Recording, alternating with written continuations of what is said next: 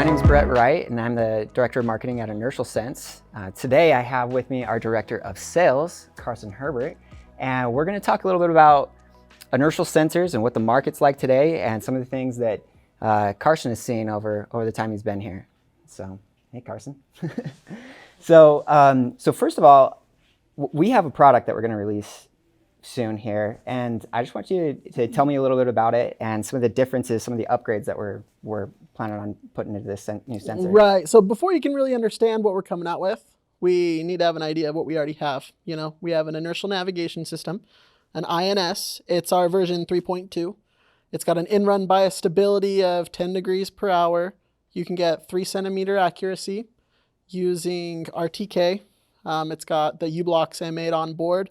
We've got another version of it that's got a rugged, inside a rugged enclosure, and that utilizes the U-blocks ZF9P GPS, so it's a more powerful GPS solution with it. So those are the specs of the INS3. What we have coming out is actually just a better performance version of that. The INS3 is an industrial grade inertial navigation sensor, and the one we have coming out is actually going to be a tactical grade inertial navigation system.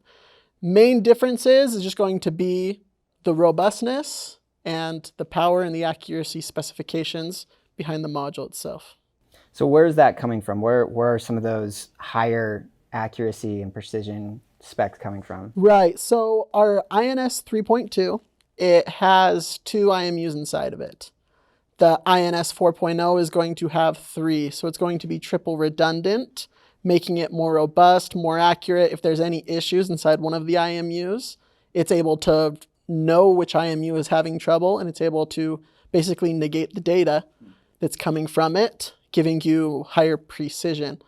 In addition to that, it makes it so if the solution was to lose GPS, it would be able to go for more time without a GPS signal and still stay consistently accurate. Yeah, and that's huge, being able to keep your position and navigation without GPS, and a lot of situations require that today. Yeah, especially in outdoor type applications.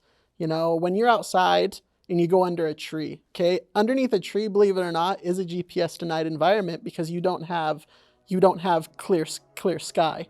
You know, if you go into a garage or a warehouse space for a quick second, being able to go that extra mile without GPS is very significant, especially in the different types of applications that the sensor can be used in.